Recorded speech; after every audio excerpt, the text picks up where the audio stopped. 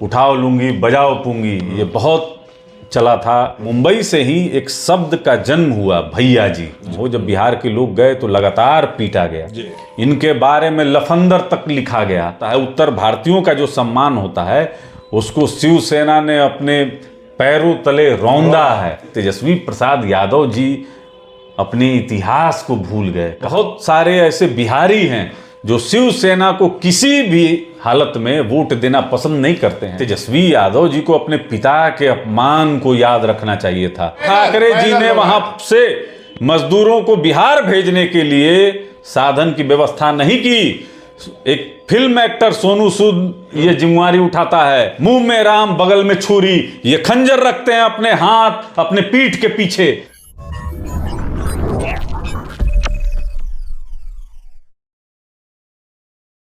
नमस्कार, आप देख रहे हैं ब्रेकिंग बिहार। अभी हमारे साथ है लोक जनशक्ति पार्टी रामविलास के पुराने प्रवक्ता राजनीतिक विश्लेषक चंदन सिंह। इनसे बात करेंगे कल जिस प्रकार से बाला साहब ठाकरे के पौत्र आदित्य ठाकरे पटना आए, तेजस्वी यादव से मुलाकात की है, मुख्यमंत्री नीतीश कुमार से मुलाकात की है, वैसे में यह बातें उभर कर आ रही है कि क्या मुंबई महानगर पालिका का जो चुनाव है उसको लेकर वहां पर जो बिहारी रह रहे हैं, चूंकि बिहारी काफी संख्या में है महाराष्ट्र में, वैसे में उनको साधने के लिए आए थे या विपक्षी एकता की जो बात हो रही है। चंदन सिंह जी, क्या कुछ कहिएगा? देखिए, ये पॉलिटिकल पर्यटन था अनिल जी, और आदित्य ठाकरे की जो पार्टी है शिवसेना जी, इसका जो इतिहास है यह बिहार के लोगों के लिए बहुत डरावना इतिहास है। आपको याद अगर होगा तो बाला साहेब ठाकरे एक समय में साउथ के लोगों के खिलाफ एक मुंबई में एक अभियान चलाए हुए थे कि उठाओ लूंगी बजाओ पूंगी, ये बहुत चला था। कई लोग इसमें हताहत भी हुए थे।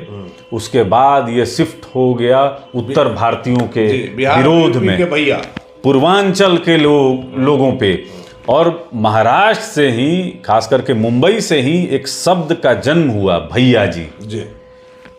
बिहार के मेधावी छात्र, बिहार के मजदूर जब महाराष्ट्र में मुंबई में अपने रोजमर्रा का जो एक जीवन यापन करने के लिए जब वहाँ पर गए तो किस तरीके से मारा गया। वो रेलवे का एग्जाम हो या केंद्र सरकार का कोई भी एग्जाम हो, जब बिहार के लोग गए तो लगातार पीटा गया। तो शिवसेना का जो मराठी मानुस का इतिहास है और इनका अखबार सामना उस समय माननीय मुख्यमंत्री बिहार के श्री लालू प्रसाद यादव जी थे। इनके बारे में लफंदर तक लिखा गया और कई ऐसी बातें लिखी गई। उसमें संजय राउत उस समय सामना के संपादक थे। और मतलब आप समझ लीजिए कि वो भाषा जिसको बोलचाल में हम अब बात नहीं कर सकते हैं, वो लिखा गया।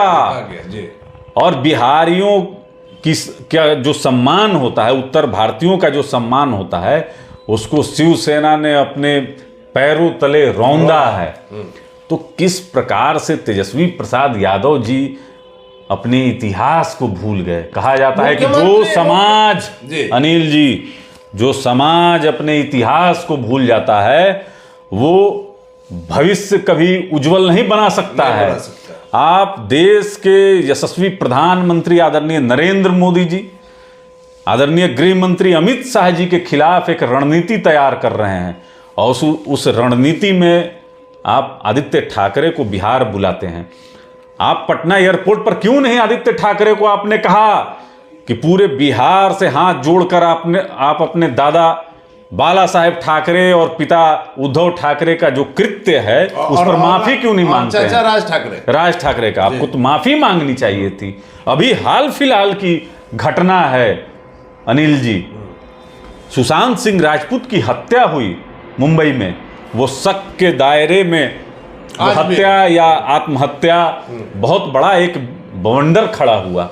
और यही वर्तमान मुख्यमंत्री आदरणीय नीतीश कुमार जी ने अपने एक आईपीएस अधिकारी को महाराष्ट्र भेजने का काम किया।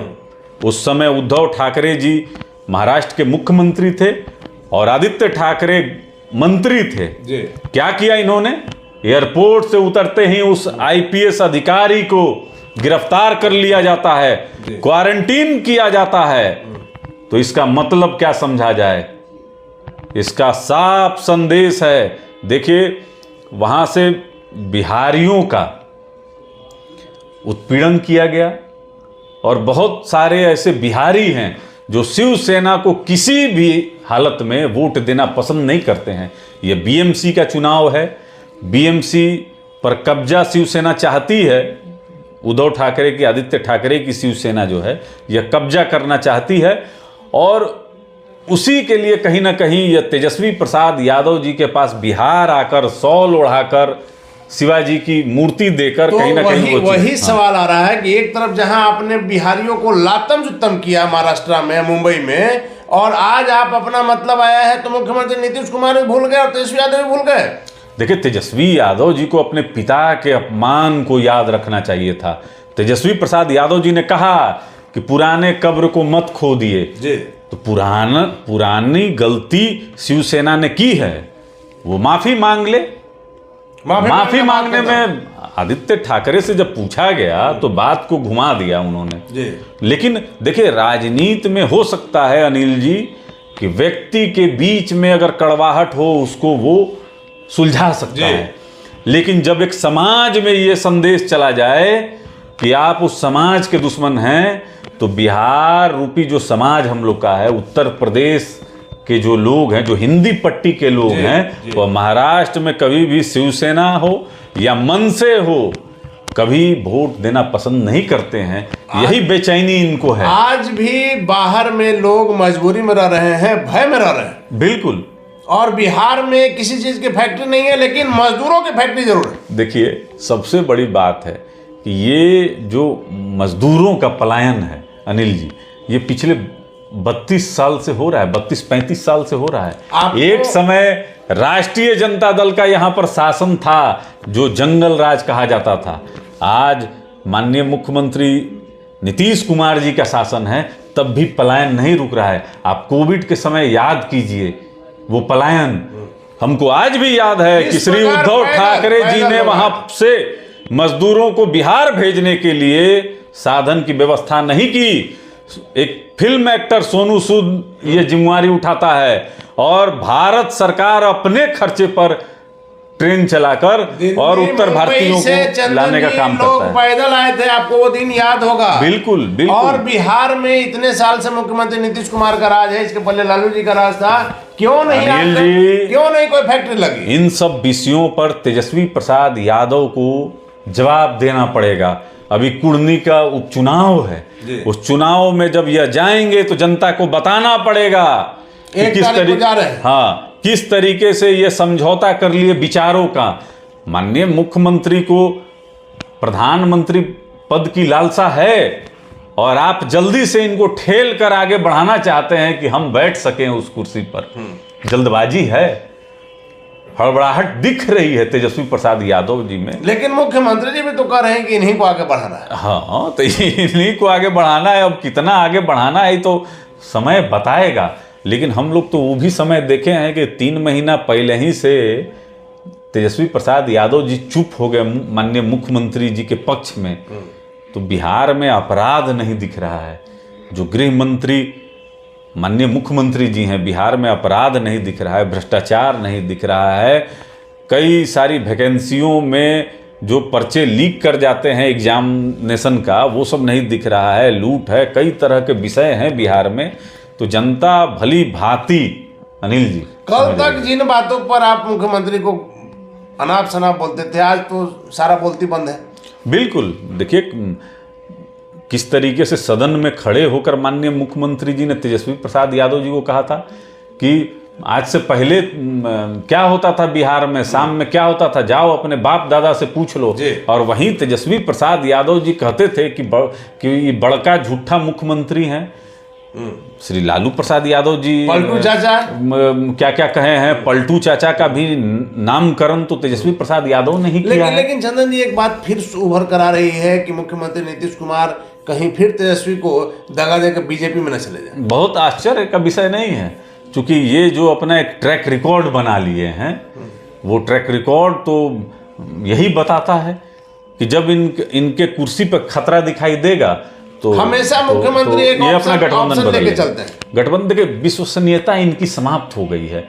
वो मोकामा का चुनाव हो, गोपालगंज का चुनाव हो या कुर्नी का चुनाव होने वाला है, जनता इनके प्रति कोई रुझान नहीं है। अभी देखिए विश्वविद्यालय का चुनाव हुआ जिसमें 4 सीट पर छात्र जनता दल यूनाइटेड का नाम आया। ये अब पता चल रहा है कि ये तो पहले से फिक्स था। वीसी के हाथ में रहता है, विश्वविद्यालय प्रशासन के हाथ में रहता है, उनकी मुलाकात मुख्यमंत्री से होती है। किस तरीके से जनता दल यूनाइटेड इसको भुनाना चाहती है, तो इन लोग चलिए वो तो जो सत्ता में रहता है वो तो इतना करता है। लेकिन चलते चलते आखिरी सवाल ले लेते हैं। कुर्नी चुनाव जो कि अभी काफी बिहार में दिलचस्प बना हुआ है, काफी हॉट सीट है और दोनों दलों की, महागठबंधन की और एनडीए की प्रतिष्ठा उस पर लगी हुई है। लेकिन मुकेश सहनी के आने से जो सवर्ण वोटों का बिखराव की बात आ रही है, उस पर क्या कहें? देखिए अनिल जी, आज ही अखबार में हमने पढ़ा कि ईडब्ल्यूएस में जो केंद्र सरकार, देश के यशस्वी प्रधानमंत्री आदरणीय नरेंद्र मोदी जी ने संसद में बहस करके गरीब स्वर्ण समाज के लिए 10% आरक्षण की व्यवस्था की।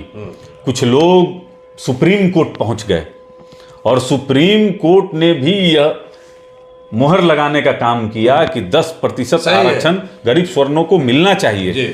देखिए कल कांग्रेस के एक नेत्री सुप्रीम कोर्ट में पुनः विचार याचिका लगाती है, तो महागठबंधन के ये लोग जो संसद में तो खड़ा होकर गरीब स्वर्णों का विरोध करते ही हैं, ईडब्ल्यूएस का विरोध कर रहे थे उस समय राष्ट्रीय जनता दल के सांसद, और आज जब यह बिहार में गठबंधन में है तब भी इनके जो गठबंधन के सहयोगी हैं, कांग्रेस के नेता हैं, ये पिछले दरवाजे से सुप्रीम कोर्ट पहुंचने का काम करते हैं। मुंह में राम बगल में छुरी, ये खंजर रखते हैं अपने हाथ, अपने पीठ के पीछे कि किस तरीके से मौका लगे और गरीब स्वर्णों को खंजर भोंक दिया जाए। तो कुर्नी की जो जनता है, जो स्वर्ण समाज के लोग हैं, ये छद्मभेशी जो